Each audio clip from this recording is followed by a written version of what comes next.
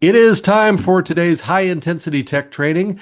CX technology is rapidly evolving. It's reshaping how businesses connect with customers, and it's setting the stage for new sales opportunities.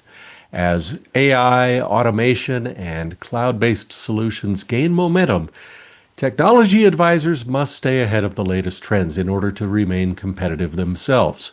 Today, we unpack the biggest shifts in UCaaS, CCaaS, and AI-driven CX, exploring what's driving these buying decisions, and we reveal the most effective strategies for overcoming sales challenges. Want to position CX solutions for maximum impact? Look at this lineup. I couldn't be happier to welcome back to the Telarus Tuesday call and HITT training Telarus VP of CX, Sam Nelson, Director of CC and UC Solutions, Megan Tai, and CC and UC Solutions Architect, Mike Bayarjan. Hey everybody, happy to have you all here. Thanks for joining today. Thanks for having us, Doug. Really excited to be here. This is going to be a really fun session. And that's the first time I've ever heard Mikey B's last name be so fancy, by the way. I'm just going to say that next time, but Bayarjan. Um, but I'm only going to say it. I'm only going to say it with my pinky up every time. We have to give him at least one full intro, and then for the rest of the call, it's just Mikey B. I love it. I love it. All right, everyone. Well, we've got a really, really awesome session for you today.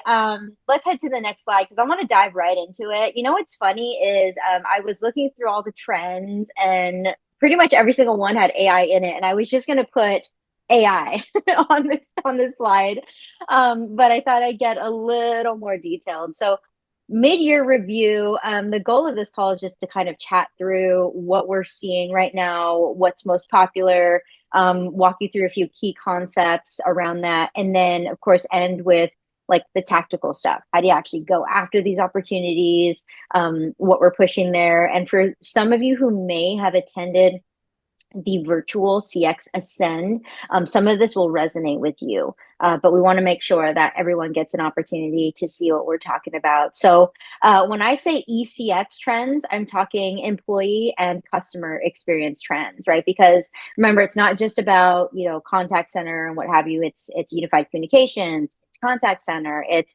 artificial intelligence as it pertains to employees and customers using it, leveraging it, right? And so when we look at the hottest trends that we're seeing right now, folks, we are in the thick of it. Everything from like the AI driven personalization, right? AI agents. So when I say agents in this context, it's not an actual person. We're talking about actual programs that are able to kind of act on their own, right? So AI agents and automation. And we're talking AI powered voice, speech analytics, and then last but certainly not least, generative AI. And so we'll cover all of this. But before I do, I want to give you an update on just some like most recent stats from Gartner. So let's head to the next slide, where I just want to spend a little bit of time here. So Gartner 2025, here it is, folks. Like this is where it's at. Money slide, if you want to take a snapshot of this. I know the session will be recorded, but yes, the most updated as of like last month. So it's clear like the data shows that companies are absolutely incorporating AI, but like what exactly are the results? So here they are, right? It's like companies that have implemented AI in their CX strategies have in fact seen a 25% increase in customer satisfaction. And you're going to see exactly why, because Megan and Mikey B are going to go over some of the key capabilities and benefits of some of these components that are ultimately increasing CSAT. So it's an interesting one. 95% of customer interactions are expected to be managed without human intervention within the next year. So that has already started, folks, where AI is handling a lot of customer interactions now, and they're giving real like life human agents the opportunity to handle more complex issues versus like the simple ones, right? So AI is taking over more of those interactions to alleviate the workload on those agents, but also give them the opportunity to really leverage their personal expertise on the interactions that matter for that actually need human interaction. And then 85% of customer service leaders will explore pilot a customer facing Gen AI solution this year. Folks, this is big. What that tells me is that like we need to be part of that conversation. They're happening now. We got to be part of it. So the opportunity is absolutely there. And then last but certainly not least, another interesting one, but 51% of customers are willing to use a Gen AI assistant for customer service interactions on their behalf. Okay, this is interesting. So that means we being like the super needy, high expectation consumer now, we're willing to actually use an assistant to handle all of our stuff now, right? And so what companies need to understand is not only are they going to be interacting with customers directly, but they're going to be interacting with AI assistants on behalf of customers. Super, super interesting stuff, right? You've got AI interacting with AI. So that said, like let's head to the next slide. This is more of a kind of just visual headache for all of you. I couldn't even fit the whole graphic on here, but just know the space is insanely crowded. It's insanely crowded. Like there's literally maybe 10 new AI companies that reach out to me on a daily basis of like, hey, we want to be part of the portfolio. And like, what do you think about this? And it's like, whoa, whoa, whoa, calm down, time out, right? And this is where you all as tech advisors bring the value, right? Is that you're able to bring these true trusted solutions that have been vetted for, from a technical standpoint, from a support structure standpoint, the tried and true AI solutions are in our portfolio. All right. So it's a great opportunity for you guys to get in front of customers. So with that said, I'm going to pass it on to the super smart folks on the call, which are Megan and Mike Bayajan. And so fancy. And they are going to walk you through some of this AI stuff. That was quite fancy. I'd never heard it pronounced that way either, but I couldn't duplicate it if I tried. But hello, everyone. So yeah, AI, the biggest buzz. It's overwhelming for our customers, right? Because everyone knows they need it or they think they need it, but they're not quite sure why. So we like to follow the Goldilocks rules for AI, Mikey and I. You know the Goldilocks story with the three bears, where Goldilocks went and tried out three different chairs, and one was too small, one chair was too big, and the other one was just right. So how do we get to the just right feeling? So you got those where they looking at AI extremely too optimistic for my standards, but it's the ones where they're like, you know what, AI is the best thing ever. It's going to solve world hunger. It's like the absolute solution for everything. It's going to replace humans. It's great. We don't need humans anymore. We need robots. Robots to do all this stuff, window cleaning and whatnot. So they're too optimistic. Not really the right approach. And then the opposite end, you've got those that are too pessimistic. Oh my gosh, there's so much fear around AI. It's going to take over the world. It's the end of humanity. It's like Skynet. It's going to go viral, and then just humans will be extinct, right? Complete opposite. We don't want that perception either. So we're looking for the just right fit. And that is, understand that AI is really powerful. It really, really is changing, evolving every day so quickly that Mikey and Sam and I are like, we're trying to stay on top of it, guys, to help you understand what's the latest and greatest, what's coming out, what's changing. So we have to understand it is a very powerful tool, but we also have to keep an eye on it, put guardrails around it, right? Keep it safe, keep the data safe and whatnot, and make sure that it's doing what it's meant to do, which is enable and augment humans and not replace it. We don't want that pessimistic view. I don't think it's going to replace humans. We still need the human touch. And so we're just trying to find that right fit for AI. Those are the Goldilocks rule, right, Mikey? And I think what we can talk about next is I think a lot of our TAs out there want to understand, well, how does AI really play into CX? So Mikey, we've got different phases of how AI can play. What do those phases look like on the next slide here? Yeah. So whenever we approach a client, thank you. We look at the UCCC in three phases. There's three phases of AI in the contact center. There's before the agent, right? You'll hear words like intelligent virtual assistant, IVA, voice bot. We don't like to use the word bot too much anymore, Megan, because it reminds us of the too pessimistic person. Oh, bots are taking over, right? So what you'll hear is an AI voice agent. Okay. Yep. So before it gets to the human agent, then the live interaction or in-agent interaction.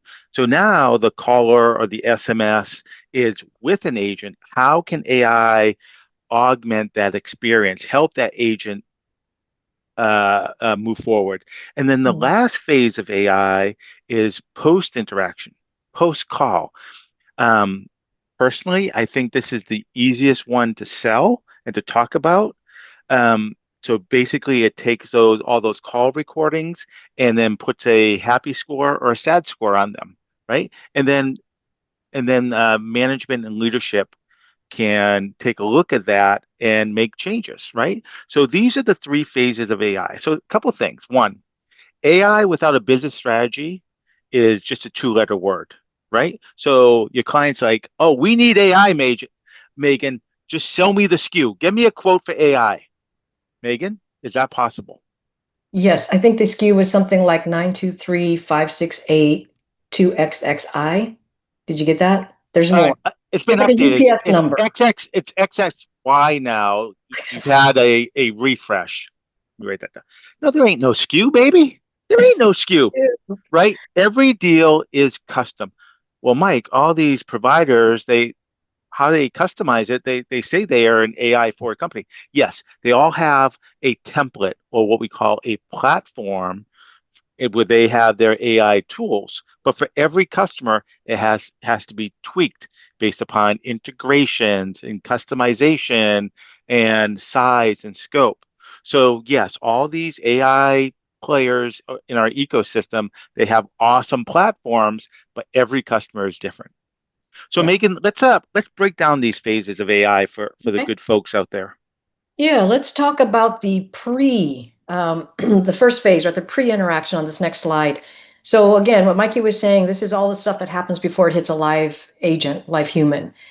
The IVA, intelligent virtual assistant, we also hear it being referred to as like a virtual receptionist, conversational AI, voice agent, AI agent, all that stuff, right? There's so many Agentic is a hip one now, right? Agentic AI.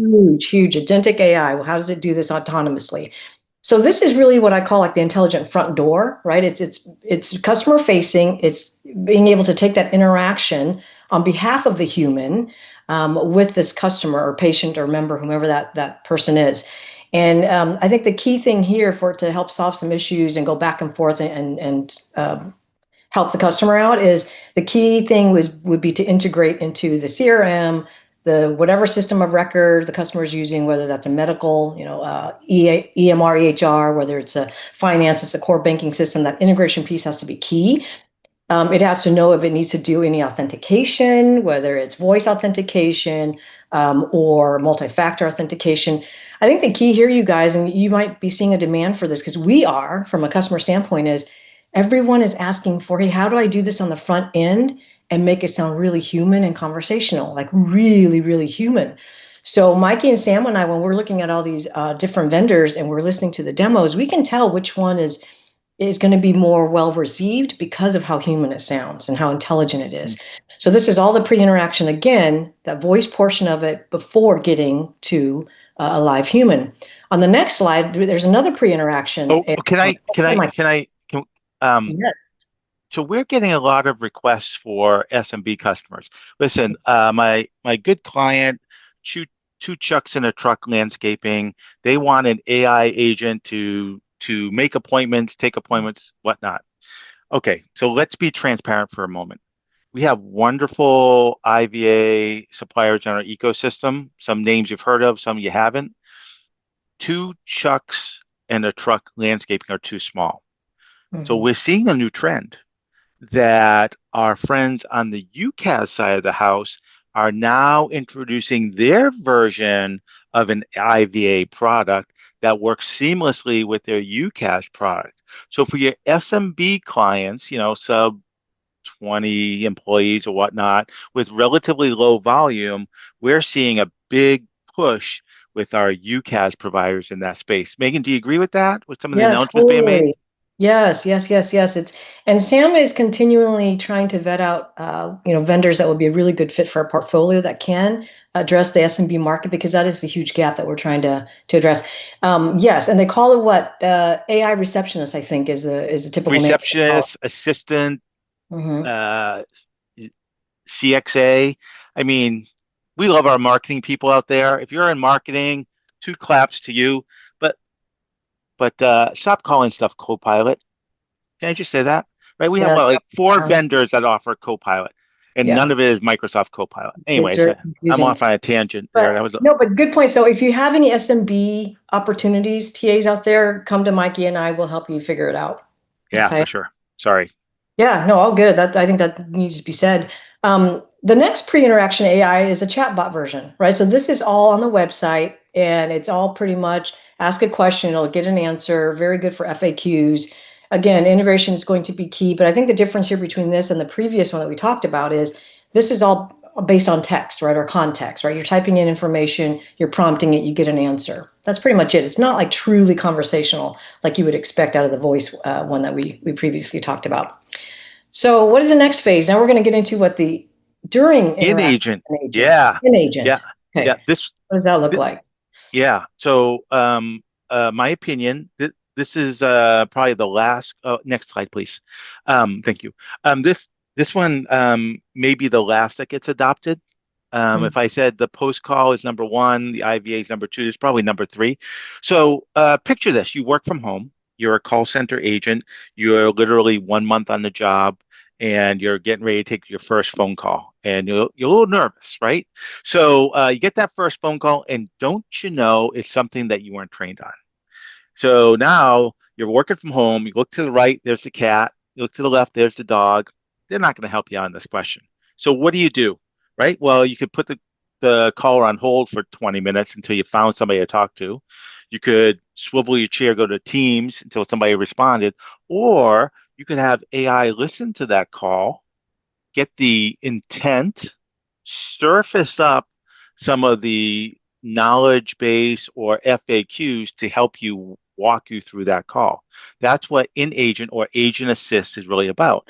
And uh, here's the thing, Megan, this is the third slide in a row that starts off with CRM integration. Um, mm. do you think that's important with AI?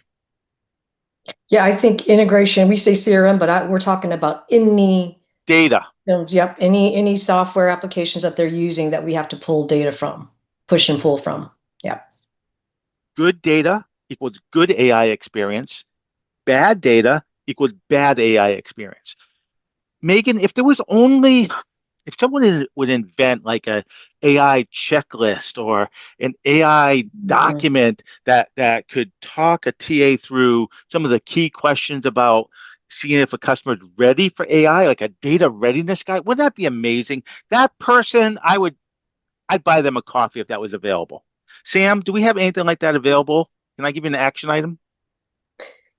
Action item received.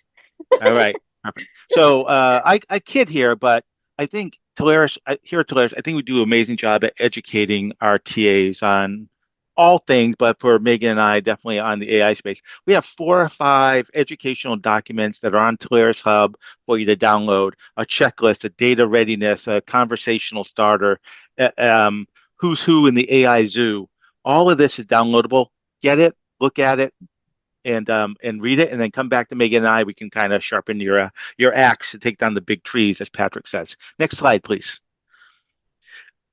Okay, post-aging AI. I think my personal favorite. I started my professional career as a call center agent, and back in the days where they record my calls on tape recorders. Some of you out there might be too young to even know what a tape recorder is. But basically, how can I ingest 1,000 calls a day and put a score on? Um, Sam Nelson taught me something many years ago. I don't know if she remembers this, but she taught me that only 3% of all calls that are recorded get recorded, listened to, scored, and feedback provided. Only 3% of all calls. So how do you tell your good agents from your bad agents? Because Sam, my boss, might listen to one of my calls and I was a rock star, but the other 999 calls I took were horrible, where Megan is a rock star. And maybe Sam just listened to the one call where she was sub rock star and she gets dinged for it. Well, while everybody thinks, oh my God, I might get 100% that call. You're amazing. I'm like, yeah, fake it till you make it, right?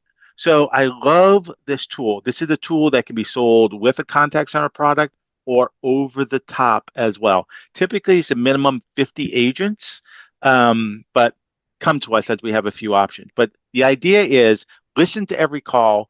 The company creates a rubric, and that based upon that rubric, the AI scores each caller based upon did you validate their name, their address, their date of birth, etc. Did you upsell them?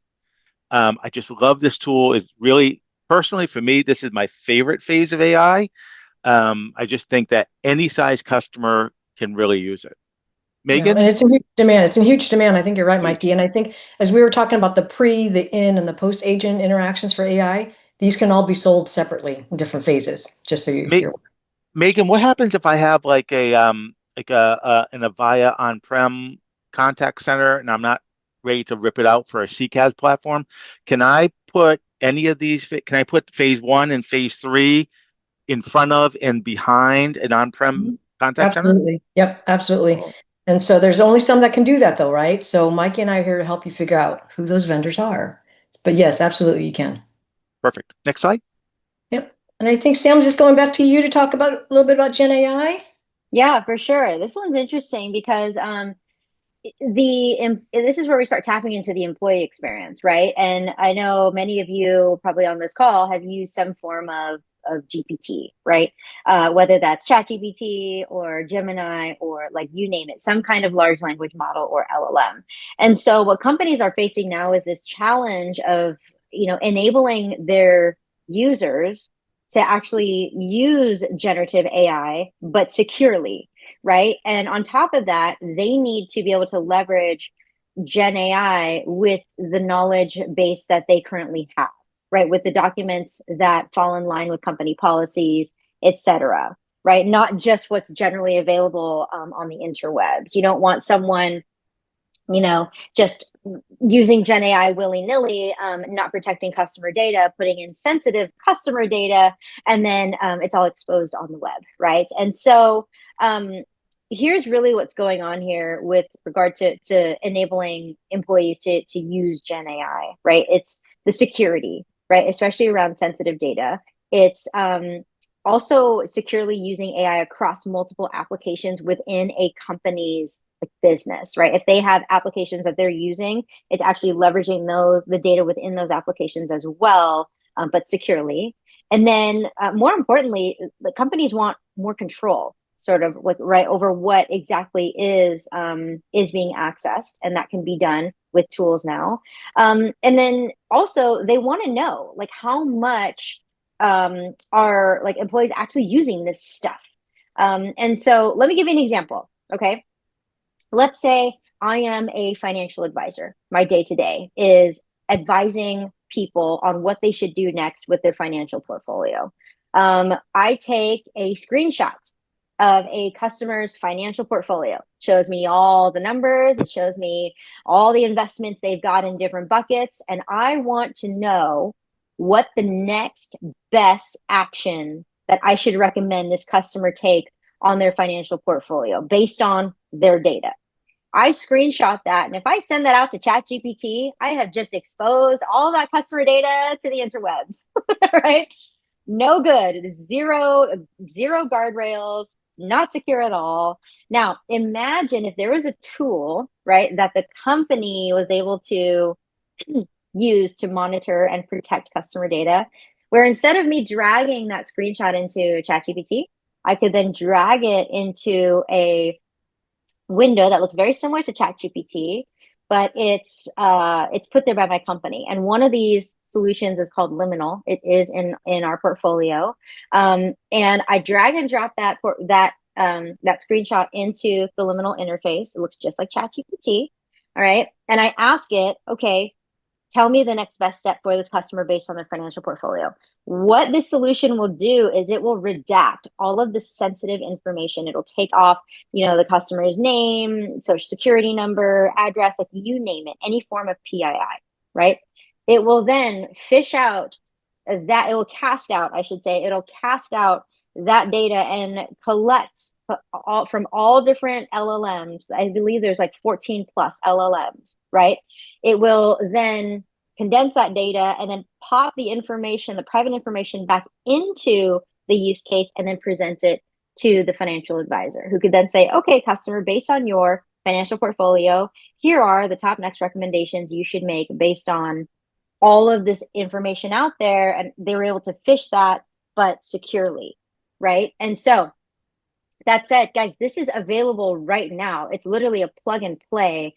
So I highly recommend you check it out. But this is the next evolution, because it's not just about enabling users to use Gen AI capabilities, but it's doing it securely. And it's also doing it in a way that companies can actually monitor and audit the usage, right? Because if any financial company found out that their financial advisors were willy-nilly just screenshotting and sending stuff to ChatGPT, think about all the financial ramifications around that.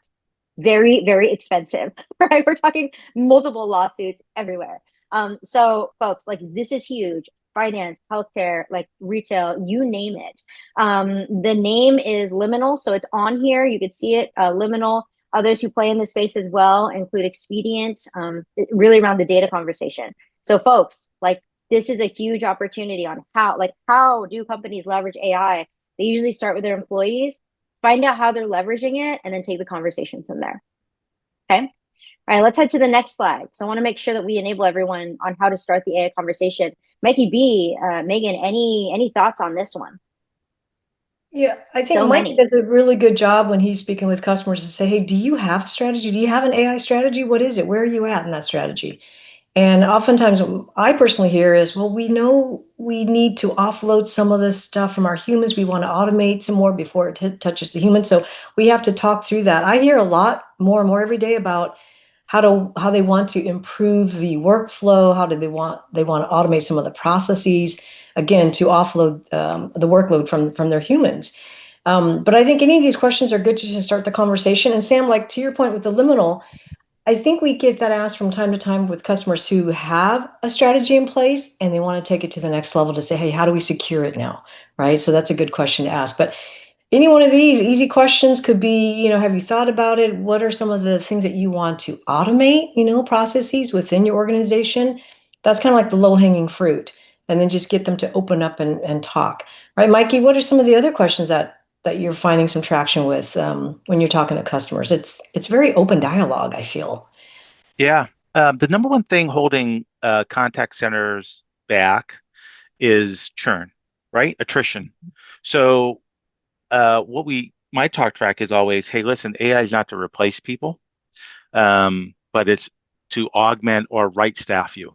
You just told me that you lose 50% of your staff every 6 months, right? That's really not sustainable. What if we could have that AI voice agent up front to kind of right staff you on those easy, dare I say, boring questions, but not in the questions. Where are you located? Where are your hours of operation? I'm working with the healthcare system. Their two biggest questions are, when is my appointment and where are you located? I'm sorry, but if I can get a real sounding human-like AI agent to handle that, that's a huge win, right? Because this healthcare facility, they average 30 minutes of call queue time because they can't hire enough people. So, right, AI is not taking jobs, it's right staffing. Feel free to use that. That first one's free, folks. I'll charge you for the next one. But that's one of my favorite talking points of that. And the other talking point is, if you have a client that is a food manufacturer, is auto parts manufacturer, is a manufacturer of any type that is subject to recall, they absolutely need the post-call AI analytics. Why?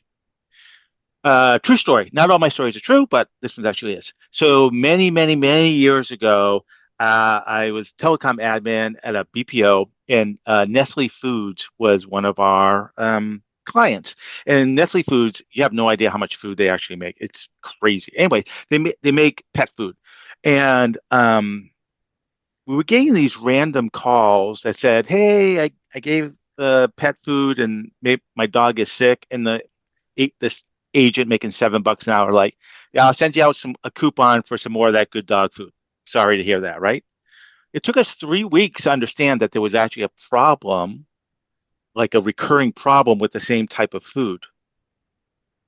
If you add AI to that, I can find that problem in one day.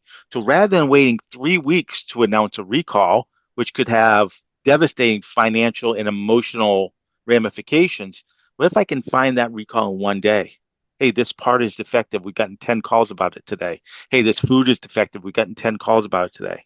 If you have a client in manufacturing, this is what I want you to do. I want you to reach out to them and say, hey, I was on an AI call today, and I really think there's a piece of AI that can really help your business around recalls. I'd love to talk to you about it. See what happens. Megan? Yeah, no, I think that's great. I think a lot of the stuff, like Mikey's saying, it can be uncovered as you're talking about their use cases. And Sam has an upcoming slide here that's going to talk about outcome selling. I think it's going to really be beneficial to you. You turn that information around, convert it to a question, and you can start the conversation. So I'm going to hand it back over to Sam. Yeah, thank you. So yeah, what happens after you ask the question and you start getting down the rabbit hole, essentially, right? Let's head to the next slide, because this is where something like outcome-based selling is very, very powerful. And what you need to understand with AI, as both Mikey B and Megan mentioned earlier, is that you cannot just go buy a box of AI. Like there's no SKU for AI, right? And so you have to be able to basically custom build a solution here, right? And that starts with selling based on measurable impact. The second you start saying, oh, AI can do this, AI can do that, but it's not relatable to what exactly gets that champion paid, or, you know, doesn't move things forward for a company based on very specific outcomes, you completely lost them and you just become another supplier out there. And I say that because, yes, tech advisors, guess what? Suppliers are saying the exact same thing, right? They're saying, hey, look at all these features, feature. It looks so cool, right? You could use it. But what I think we need to remember is that you have to get to the root of why exactly something is so relevant with regard to AI, right? Because these AI solutions can sound really, really abstract. So here are the 3 things to remember around outcome-based selling that you need to understand. Is 1, understand the outcome. What is it exactly that they want to achieve? What do they want, right? 2, the impact. Why does that matter? And then 3, then think of the solution. So you need to work your way backwards. Let me give you an example. Okay, let's say I'm in the revenue organization. I could be the CRO, SVP of sales, director of sales, whatever it is, right? One outcome would simply be generate X percent, generate 150% revenue, right? Let's get lofty here. 150% revenue by the end of next year, right? Okay, great. Why does that matter? Well, revenue, right? I need to grow it, and that's my job, and that's how I get paid. So what is the solution here? You work your way backwards and say, okay, so, customer, considering that revenue generation is an outcome for you, what are the specific KPIs or key performance indicators that contribute to that outcome? Is it maybe churn rate? Is it percentage of conversions, right? Is it upsells, cross-sell percentage, right? And once you figure out what those KPIs are, then you can match AI solutions that bolster those different KPIs and help grow them. And that's the secret behind outcome-based selling, because as long as you understand what the outcome is, if a deal starts to slip, you can always come back to the outcome because you have officially sunk your teeth in or your furry claws in, right? To say, hey, customer, you told me, right, that revenue generation was a big impact, was a really big goal for you this year. You told me these are the KPIs that are going to get you there. What's changed, right? This allows you to challenge your champion in ways that you've never done before, right? So outcome-based selling is the way. Let's head to the next slide, because guys, when you go into a conversation, use a template. Use a template. Use a template with the outcome, impact, metric on there, right? Understand how these outcomes are impactful and how they're measured, and then map it to an AI solution, right? Map it. guys, use this template. You can use it for any persona out there. I'll sit with you and talk through this, right? If you have a champion, I'll sit with you and talk through what the outcomes are with that person, why it matters, what potential metrics, right, might come up. But this is just an example of, say, someone in operations, right, or someone in the contact center specifically with these outcomes, the impacts and the metrics, and then potentially what AI-powered solutions can impact that. So this is another screenshot slide, folks. Take another screenshot here. But I use this template every single time I'm talking to a customer, and I am literally live writing down, okay, what's most important to you, customer? Why does that matter? Oh, it gets you paid. Okay, that makes a ton of sense. What's the impact on the business? And then how does it measured, right? Cool. So at the end of the day, let's go to the next slide. At the end of the day, folks, like, AI doesn't sell itself. Business impact does. If you lead with a business impact, then you've got your lever to going in and selling more AI and really leading the AI conversation and securing your seat at the table, not just now, but for life. Because guess what? AI is not going anywhere. And AI is something that you constantly have to watch. It's constantly evolving. So you will always be relevant, right? So next slide here is just a quick resource for you. It's the AI adoption roadmap. It's just your starting point for kind of building tailored AI journeys for customers. Highly recommend you check this out if your customer has no idea where to start with AI as well.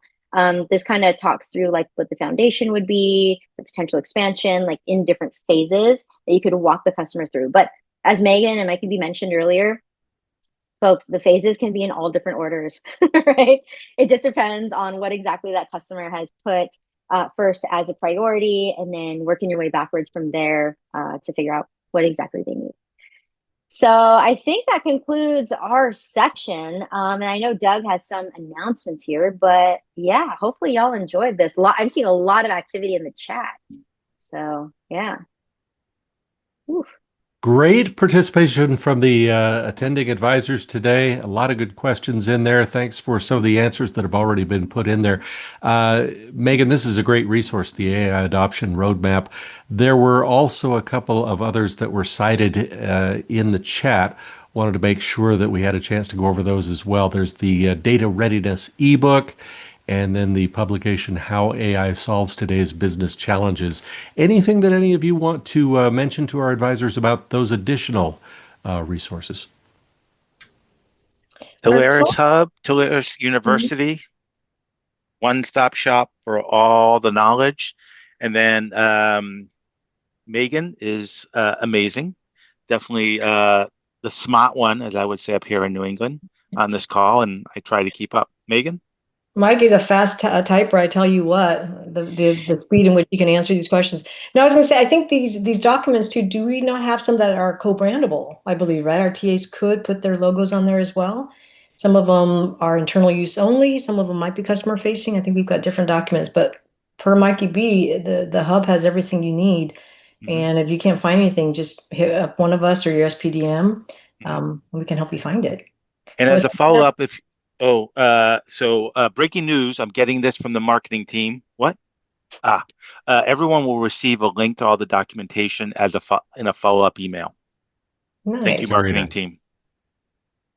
Sam, my favorite quote, and I always pick the odd ones, but when you said, I'd like to buy a box of AI, I mean, that impression just hits me from so many advisors and their clients, especially as they go around, how do I get started with this? As though it's some sort of a tool that you purchase off of the shelf, plug in somewhere, and it's instantly doing everything you've ever dreamed for your organization.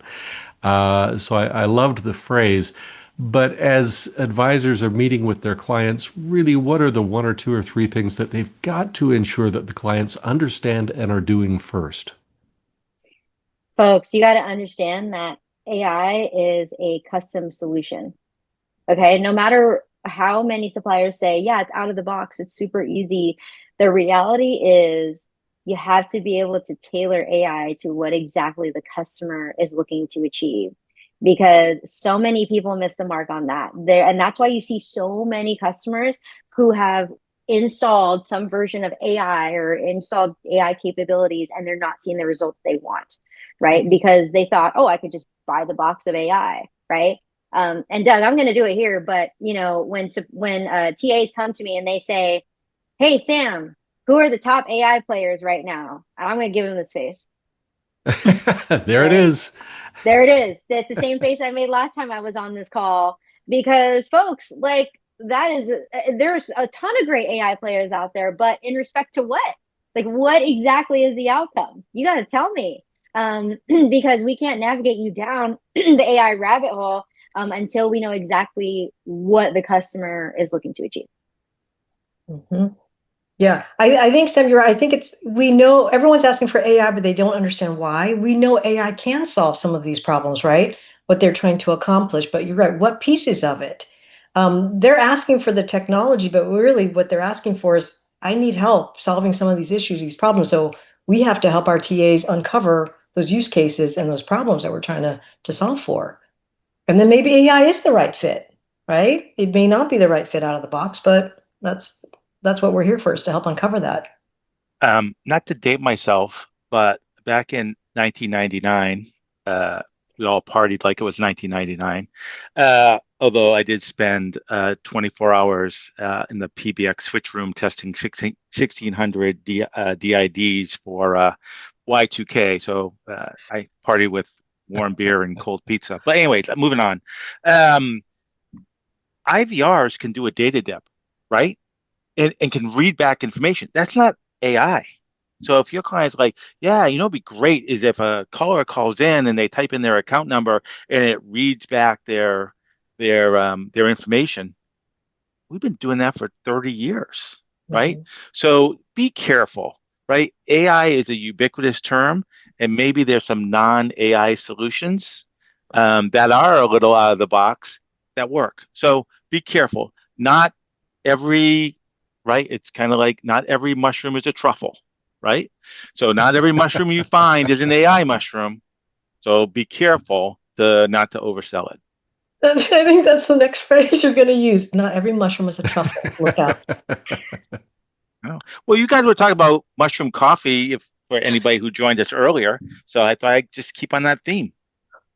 What? Oh, that's I terrific. pay attention to these things, people. Yes, you do.